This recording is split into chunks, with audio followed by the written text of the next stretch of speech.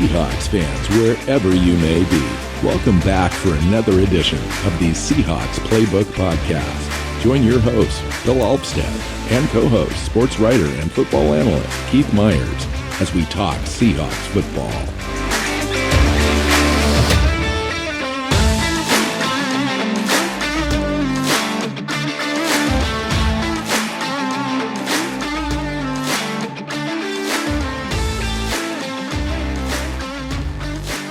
Seahawks fans, welcome back to another episode of the Seahawks Playbook podcast. I'm your host, Bill Alvstad, sitting down with co-host Keith Myers, here to talk Seahawks football and position group edge rushers.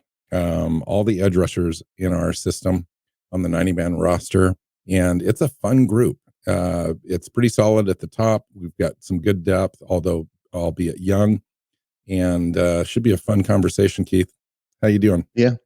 Yeah, it should be a good group. This is one of the strengths of the defense, in my opinion, both in terms of talent and depth. So Nice. a lot to talk about here.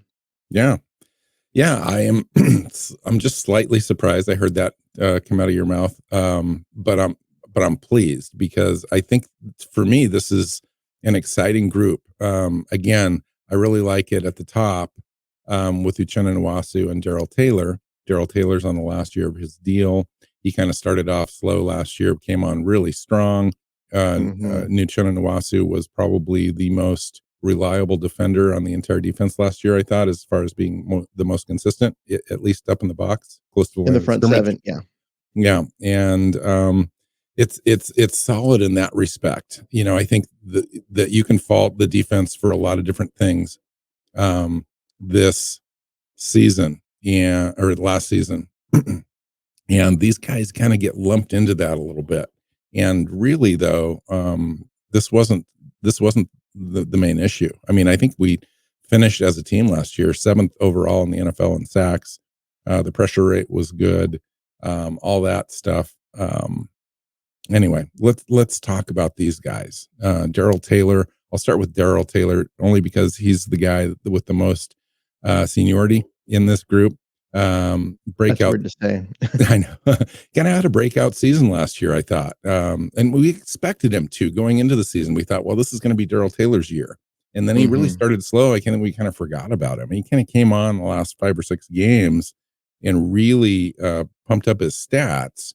And I don't know if that's just a stat thing or if he really did play well or what changed for him. And maybe we can talk about that a little bit. So ended up with 9.5 sacks, tied for the league, the team lead in sacks.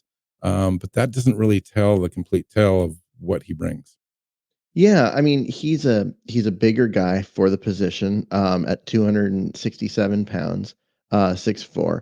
So he's a guy that is built as a 4-3 defensive end who can set an edge, stand up to that, but also has the explosiveness to get around the corner and get to the quarterback. And in a 4-3, he looks like he'd be an elite defensive end.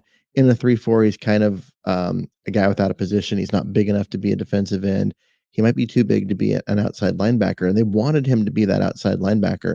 But that was new to him because there's a lot of responsibilities as an outside linebacker in terms of reading the play and doing the right thing, whether it's rush the passer or drop back into coverage or move up and set an edge. And I think he got overwhelmed by the responsibilities, which so many of them were just new. And so there was a point in the middle of the season where the coaches went to him and was like, let's fix this. And so they took him into the film room and showed him his own tape from a year ago when he would or from the year before when he was really good. And they're like, you need to get back to this. And he did. He went back to doing what he did best, which is explode up the field, get around the edge. And they tried to use him as more of a situational pass rusher, not asking him to do all those other things. Like they brought him in to just get after the quarterback. And when they did that, great things happened. 9.5 sacks, almost all coming down the stretch. Where it got muddy, and I'll just mention another player, Boye Mafe, where it got muddy for him early in the season was Boye Mafe was the best edge setter on the team. I mean, not discounting Nwosu a little bit there, but That's the other Mafe side. came in and really outplayed Daryl Taylor right from the get-go as far as defending the run, and so eventually the team kind of felt that Daryl Taylor just wasn't holding up at the edge, Mhm. and he's not that player. Yeah, that's not who he is. I mean, he could do that, but it's easier to do that when you are, um, a defensive end, so you're lined up, and so you get up off the field, and then you recognize what if it's a running play, you can kinda tell the blocking is a little different, and you stop getting upfield, and you make sure that you set that edge. As a as an outside linebacker, you have to the read and react of what's going on, whether your responsibilities are to get up the field, whether they are to set an edge, or whether they are to, you know, um, come across the line and make a tackle and fill a cutback lane. Like, there's just a lot more, and it's just not anything he's done because he's always been a defensive lineman. And so I think it was a case where it was just overwhelming. And when they got him back to putting him in a position where he does what he does well, that's when good things happen for him. So, question for you. So, Nwasu's on the other side. We can talk about Mhm. Nwasu and her in a second. Daryl Taylor's on the other side. Now you've got a real nice trio of defensive ends and tackles in the middle. Cameron Young in the middle. You've got Jerron Reed on one side, Dre Jones on the other side.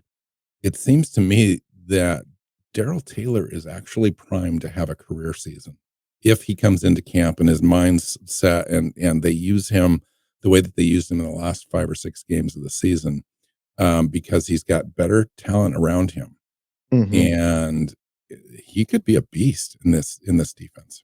He could be, and that is it. There's that could be, but we do kind of um, the question is does the team ask him to con to make another step forward on his ability to do all the outside linebacker things, or do they just want him to focus on what he does, and that's get up the field and rush the passer and use him as a situational pass rusher, If and we'll that's the see. case, do they think that they start Boye Mafe opposite of Nwasu? Yeah, Wow, interesting. Because and so Boye you Mafe's paused too, or primed to yeah, have another step forward from last but I could see year. the three of them, Mafe, Nuasu, and Taylor, um, you know, all getting a lot of snaps. And um, you use Taylor in the right role at the right time. He maybe isn't a starter because you want your guy who's better against the run in there on first down. Um, but he's going to get his as far as snaps go, and he's going to get his as far as stats go too, because he's a beast. And So but the thing, he's the equivalent of being the fifth or the sixth man on an NBA roster, yeah, and the thing and is, maybe a guy that you have on the court at the end of games to finish, yeah, and so i.e. football field. that's a great. I mean, especially at the end of games, because if the defense is on the field at the end of games, hopefully that means you've got a lead and the other team is trying to get down and score, and that's when you want your pass rusher. That's when you want a beast like Daryl Taylor in there. And for all intents and purposes, like he should be on that. Um, At the same time, I don't wanna count him out as a guy that can develop into a three-down player, though. Um, the athleticism is there despite the fact that he's a bigger guy, and I think he could do it, but it's not who he is in terms of, um, his ability to, um, read and all that kinda stuff, but that doesn't mean he can't develop into it. Athletically, the skills are there. And so I do expect them to ask him to do those things in camp while also in his head reminding him of who he is and what he does best, so that way he doesn't lose that like he did at the beginning of last year. Interesting. Yeah, I agree. Okay. Uchenna Nwosu, guy came in last year in free agency, and really had a great impact right from the get go. Solid Mhm. performer, not spectacular, solid, both defending the run and getting upfield and disrupting the pocket, getting to the quarterback. His pass rush win rate was great. His quarterback hits and hurries was up there as well as 9.5 sacks. They felt really good about him. He was a potential candidate that we thought if they needed cap space and money that they would extend him. That hasn't happened yet. He's a bargain for what he does with this That's defense. that's part of the reason why they haven't done it yet is because he's a bargain. And so it and if you yes, they could generate cap space this year, but they would have to pay him more overall. It's just all about bonus and pushing, stuff down. And I don't think they wanted to do that because he is a bargain, and they'd love to keep him on that bargain contract for a year. Um, So both Nwosu and Taylor are in their contract years. True. Yeah, that'll be interesting next year for sure. So, Nuasu, I think you undersold him. You said he's unspectacular. He was the best front seven defender on Seattle's roster last year. I just mean as a league average goes, he's not a Pro Bowl level guy, but he's solid. Yeah, but he did that with so little around him. That's true. Everything you were saying about Taylor having like a monster year because he's actually got more talent around him on the defensive line and that kind of stuff, it applies here. Um, and I think you're going to see his numbers take a jump. Wow. So Yeah. I mean, yes. I really like that. I like what you said about Boye Mafe too, because I really didn't consider that before you said that, as far as a guy that potentially could be the starter, because he sets the edge so well, defending the run, and still does all the other things really well as well.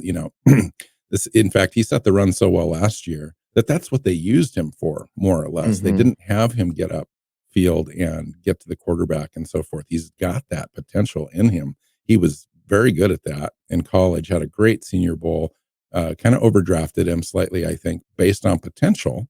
Mhm. And even, Pete Carroll and Clint Hurt last year kind of came into the season and tamped down expectations for him as not being ready yet for the NFL as far as defending the run and having an all around game. Came in, surprised them a little bit with that. This year, I think he's ready to take that step. Yeah. And this is a nice problem to have where you've got 2 positions and 3 guys, right? So there will be some rotation. And out of the 3 of them, I mean, Boye Mafe had a lot of learning to do last year, and he did a good job of learning. And now he's got to put it together. Um, but he played well during the learning. He's also a guy that athletically and that kind of stuff. If they end up with a pinch at middle linebacker, I could see Mafe getting some snaps at Mike. Um, and that would be weird to see at first, but I do think he could do the job, and I wouldn't mind seeing Hmm. him get an opportunity to try that. A year ago, I thought the same thing about, Nuasu, and then all Nuasu did was come in and make himself so valuable as an outside linebacker that it didn't matter that they had problems at, middle linebacker, and you weren't gonna move him out of that job because he was just too damn good at it. But Mafi's kind of positioned to be in that spot where he um, mostly is going to do outside linebacker things, but in a pinch, if somebody gets hurt and you just need a guy, you can move him inside and trust him to, do some really good things in there. Yeah, I like the group. I like that three, but that doesn't even mention our second round pick in this year's draft, and what is essentially another draft pick that hasn't even seen the field yet. Mhm. These next two players also have an opportunity to have an impact on the rotation. I don't even know how they're going to generate snaps for all these guys. And I'm talking about Derek Hall, the number 37 overall pick in this year's draft.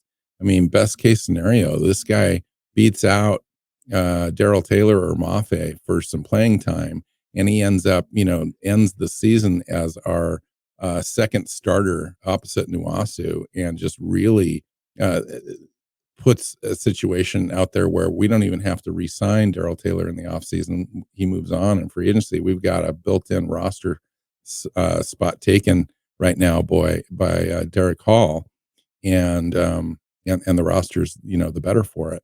Worst case scenario, this guy just needs a little bit more time to develop, build some strength, situational pass rusher this year, but he's got an opportunity to really come in right away if he's ready. Yeah.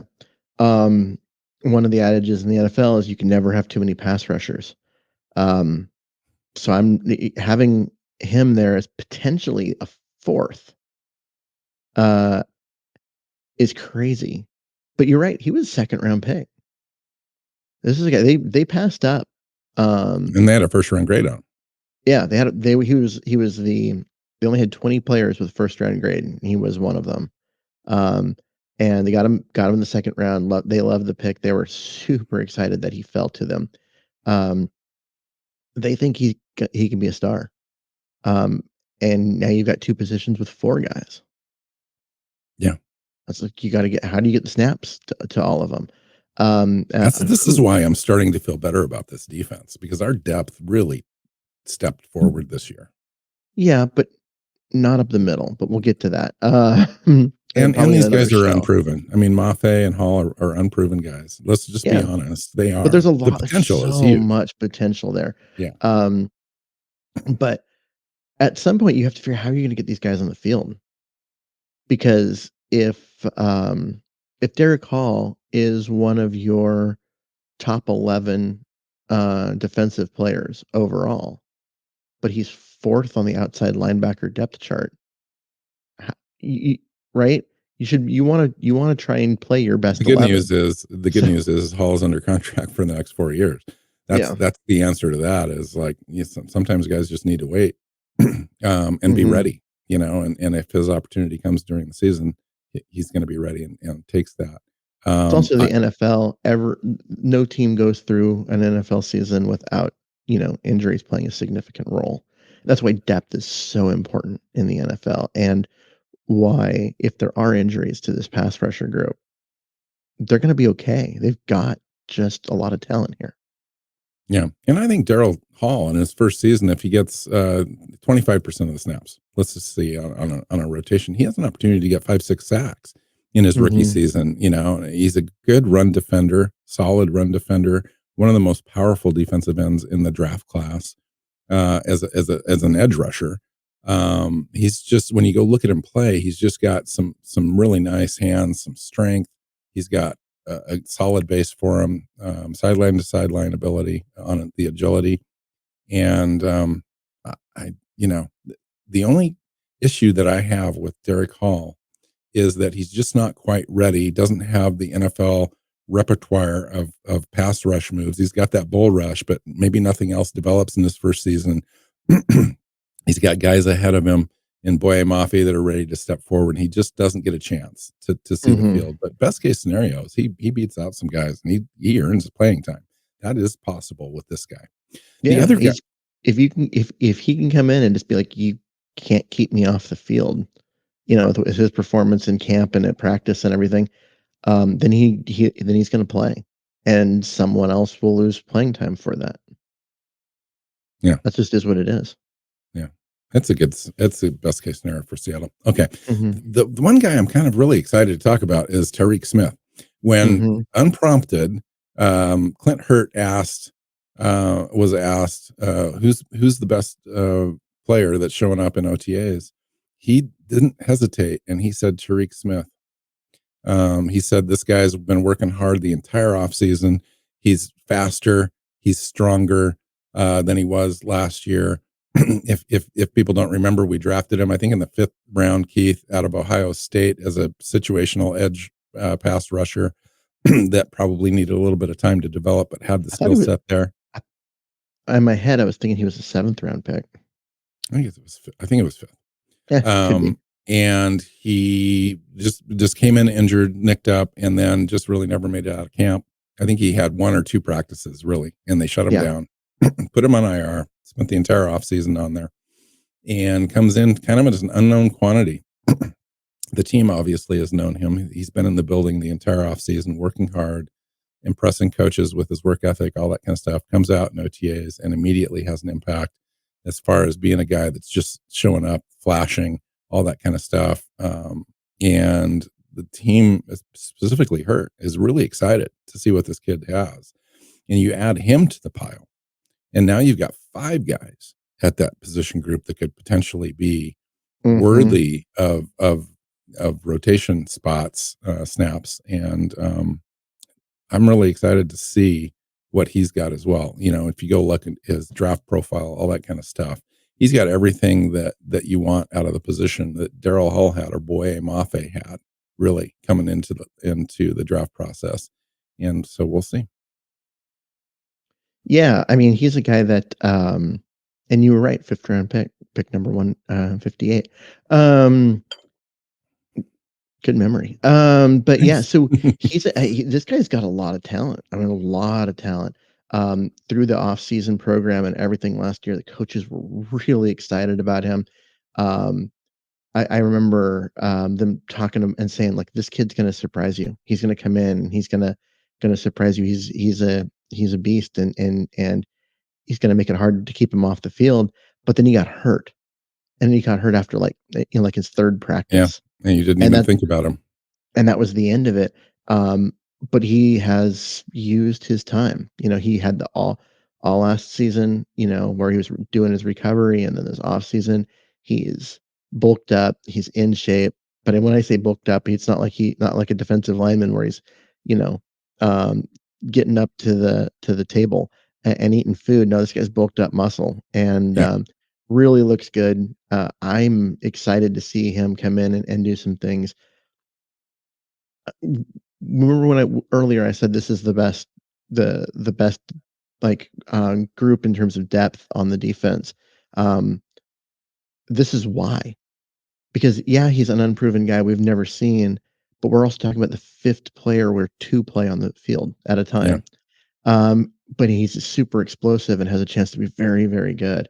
Um, And a full off season with the team. I mean, can you imagine going into the draft process thinking you're going to go to a team, have an opportunity, you're going to make the roster, you're going to have an opportunity to play special teams, learn the position, work yourself in, shut down immediately, getting into the mhm, NFL and spending your entire season not playing, standing on the sidelines, and then working as hard as you can to make sure that you're ready to go.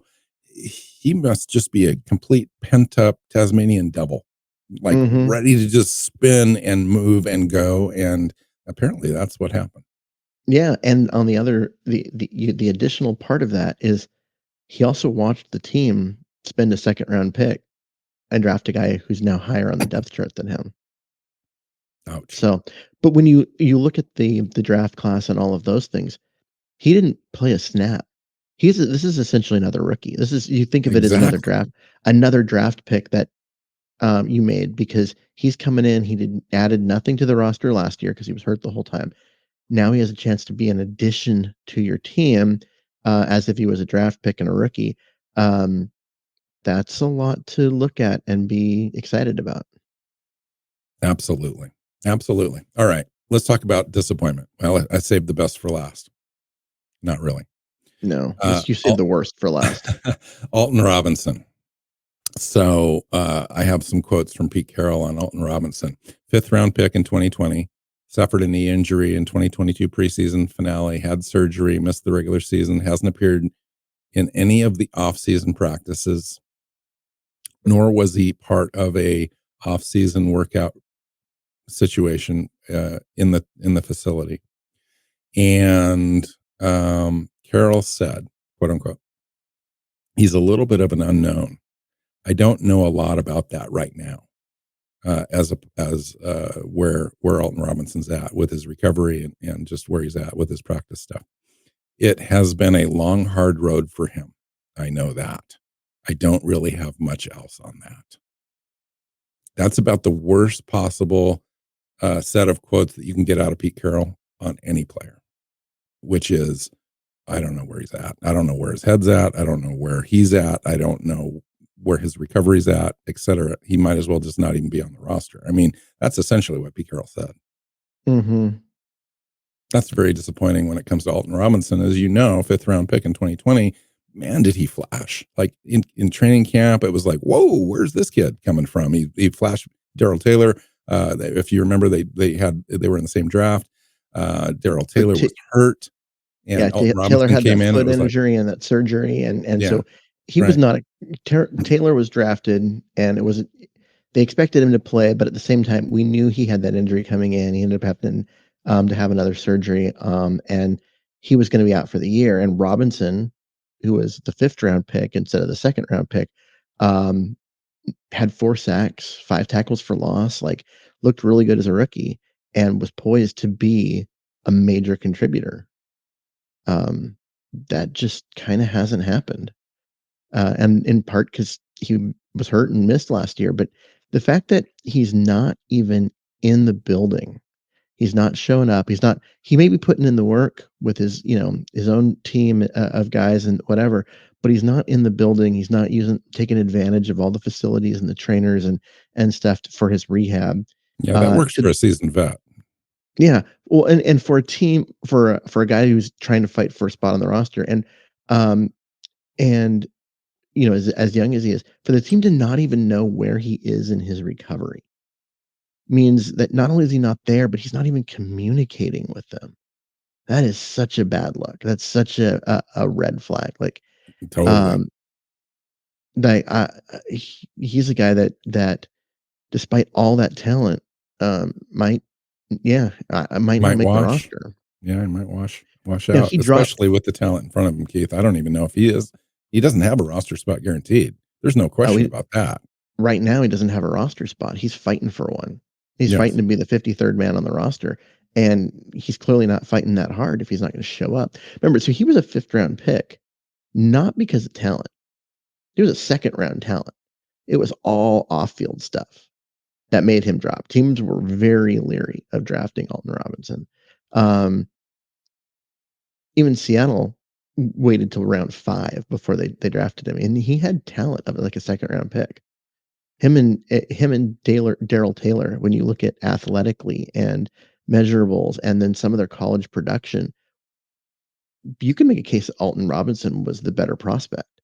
But he was a 5th round pick because of off-field stuff, and then now you add in this issue where he's not even the team doesn't even know where he's at in his recovery. That just screams that he hasn't moved past the off-field stuff that caused him to drop in the draft, Well, and and it really makes me worry. when Pete said he's had a long, hard road, I don't know that not necessarily points to injury recovery. Mhm. To me, that seems like it's a mental thing to me. But I'm reading into that a little bit.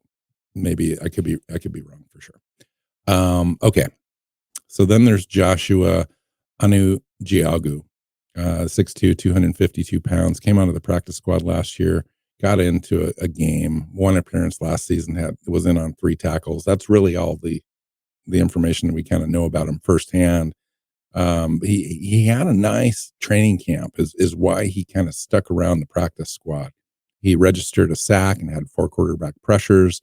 When we played the Cowboys last season in the exhibition finale, didn't do enough to make the roster, but he stuck around on the practice squad and then had that one appearance, and now he's back. So the team saw enough where they felt they could develop him and kind of want to see where he's at in this training camp. Mhm. That's all I There's got 2 on that. other yeah, there's 2 other guys. Cam Bright out of Washington is a guy that, Yeah, I put him in a you know, different category, but yes, you put him in the middle linebacker category? I did after reading into him and looking at him. I think that the team is trying him out at limited linebacker. Okay, I mean, you look at his profile and everything, um, he's, on the Bruce Feldman freak list, and is athletically, a very interesting guy with a lot of potential. I think he's a little undersized, And that's why I think they look at him at middle. yeah, just period. If he's gonna play, it's probably gonna be at the middle linebacker. He's kind of a Ben Burr-Kirven guy. If he makes the roster, it's because gonna be because of his athleticism and his ability to be on special That's an teams. interesting Um, comp. Yeah, and I mean, he really. I think the kid wants to play well. I think he's a fourth. He could be a 4-3 will, but in this system, he's in middle to me, yeah, just from that undersized uh, yeah. look. And I was just like I said, I mentioned him because of some of the stuff that he did, um, in college, he had, um, some quarterback pressures and hurries and is able to get upfield, and he has some of that skill, but in the NFL, you're right, he's probably a middle linebacker. Um, and the same will go with, Patrick O'Connell, who's the other, undrafted Agreed. rookie free agent. Um, Very similar. Very Now similar. 35 and a half tackles for loss, including 22 sacks over the last 2 seasons. So this is a guy that was asked to get upfield and pass rush. I mean, Yeah. his that was one of the things that was his strength, but he did it as a middle linebacker. They just blitzed him a lot. And that's where that came In from. his So, in his final season, yes. yes. So He played him in the middle. if you're looking at him and you're like, well, look at all this production. Yeah, true, but he did it as a middle linebacker. So even though on paper he looks like maybe he'll factor in this, he's only 221 pounds. He's an undersized Yeah, linebacker. right. Who's that Um, kid we drafted? We end up trading to Houston. Um, that is yeah, a great. That is a undersized.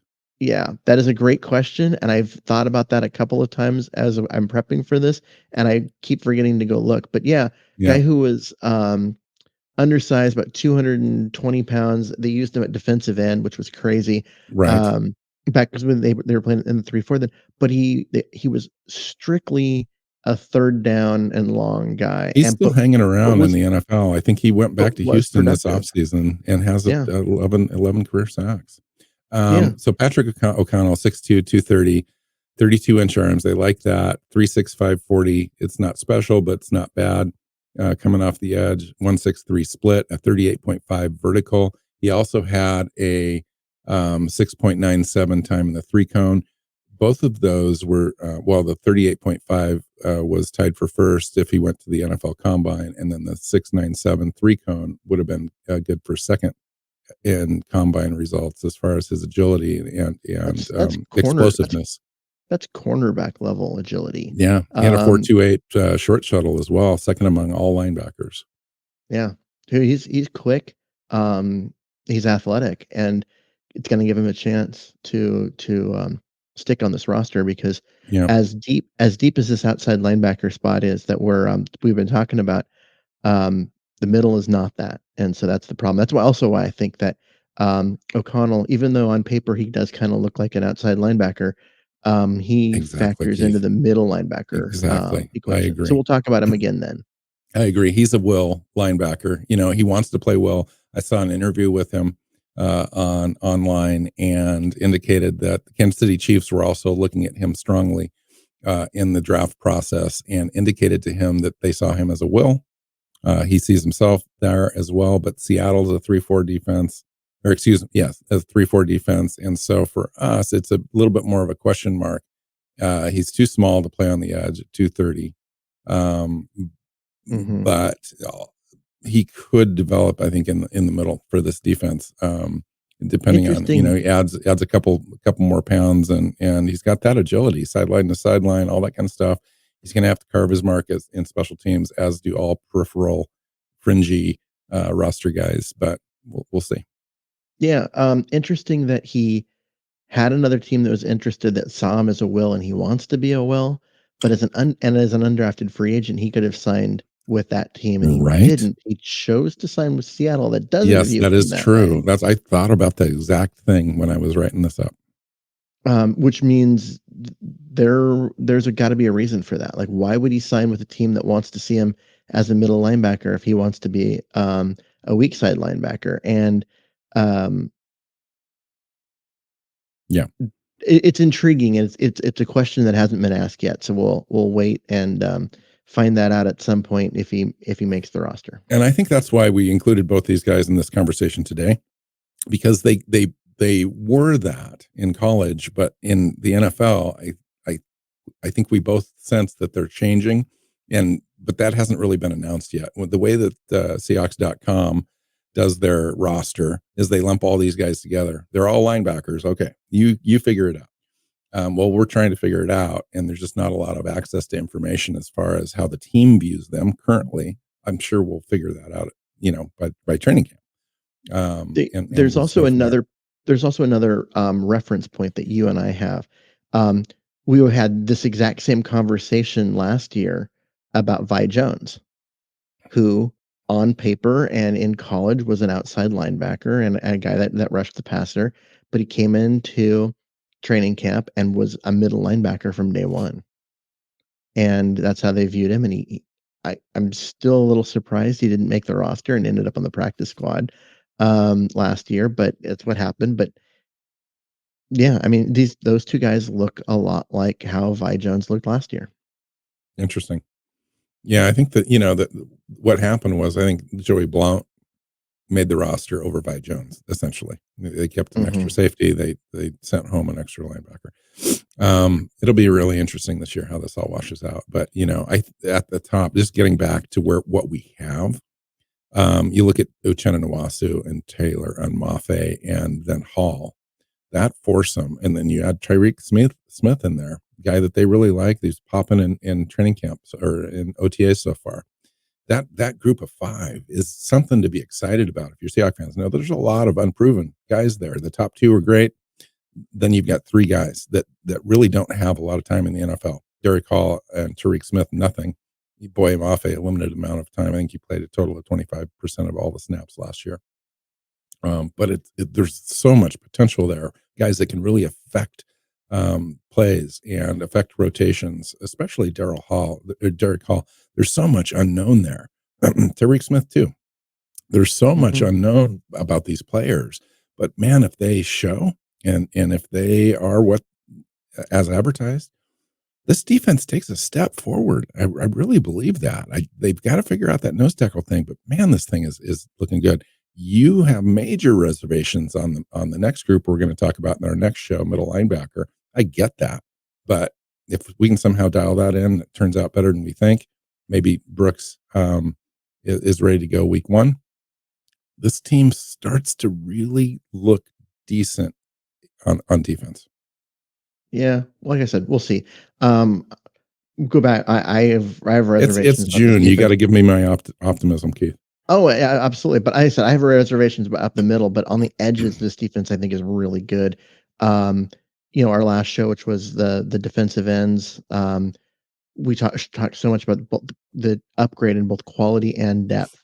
Um, and then this one at the outside linebacker, the edge, the pass rushers, quality and depth. Most years on most teams, a guy like Hall comes in expected to be a full-time player with his draft position and everything. And now Absolutely, we're Keith. and he comes into Seattle fourth on the depth chart, not second. Um, and that's what you're talking about, and that's the kind of, quality and depth that they've got at the spot, which is hard to think about, like, it's just weird that a team would be as weak as they are at nose tackle and middle linebacker and as strong as they are here at pass rusher. Yeah, But it there it could be. shows you as I say, it shows you what the team values. You had mentioned, and I'll finish with this. You had mentioned the idea in a previous show about the potential of one of the groups that we need to talk about here in a couple of weeks or a week or so at cornerback is having so many good quality starting level corners on this roster that there could be an opportunity for one of those guys to get shipped off for either a future draft pick or a player in return, i.e., maybe a defensive tackle. And you could say the same thing about this group, really. I think we have just enough defensive ends, previous show, to kind of make it through a season. But on this group, you have potentially one extra guy that is potentially not going to make the roster in either Tyrique Smith or Alton Robinson, obviously, is on the bubble. And if Tyrique Smith turns out in training camp and a young guy, you Mhm. could potentially flip that thing for some draft capital or a player. Well, yeah, and especially if because, Smith and Hall are the unknowns, but if they play well in camp and the team is really confident in them, um, you're They gonna may get even, in fact, more. move her out, off of Daryl Taylor. I mean, it's Yeah, that's possible. what I mean. You're more likely to draft or to trade the more known quantity simply because teams will give you more for him. And a guy coming off a year when he had 9.5 sacks um, is going to have tremendous value and is something maybe you can get a really good young nose tackle um, or uh, a really good young middle linebacker that you can stick next to Bobby Wagner until Jordan Brooks get back. You know what I mean? Like you can trades can happen, and on defense especially, it's a lot easier too for a guy to come in and integrate themselves into a defense quickly. Um, and when you've got this kind of depth, you can use it. Yeah, interesting. All right, let's get out of here. Fun show. I love talking about the front seven, which is exciting. We've got middle linebackers to go on that, and then we'll finish out with safeties and corners. So And it specialists. and yeah, we're gonna do a specialist show this year, which I'm gonna is make you. unusual for us. I'm gonna make you talk about long snappers. Yeah, Um, and you're gonna got to devote at least 10 minutes to that. yeah, you're going We to just glare. lost 30 viewers right now. No, we won't. But I am. But in the 30 seconds that we talk about long snappers, you will be glaring at me the entire time, and I'm here for that. So, uh, In addition to talking about the trio of special team specialists, we'll talk about special teams as well, as far yeah, as gunners and other key contributors. kick returners, punt Yeah, because returners. That's a bigger one. yeah, it is one of those groups on the team that gets overlooked. But when you go look at Pete Carroll and his pillars, you've got offense, defense, special teams. They all got to work together in conjunction to have a great team, and it's just as Yep. important. So, okay, And the team values it because they keep paying Nick Ballore. bingo. Yeah, they do. An amazing amount of money, actually, like $3 or $4 million, right? I mean, it's not a small sum. Mhm. Okay, let's get out of here. Find Keith on Twitter at Myers NFL. You can find me at NWC Hawk. You know where the show's at. Find it on your favorite podcast platform and YouTube. Hit that subscribe button, share, leave a review, all that good stuff. That would be awesome. So until next time, go Hawks. Go Hawks. Seahawks Playbook podcast listeners, thanks for joining us for another edition of the show. You can find us on Twitter. Bill is at NWC Hawk, Keith is at Myers NFL, and the show is at Hawks Playbook. You can listen and subscribe to the show at SeahawksPlaybook.com.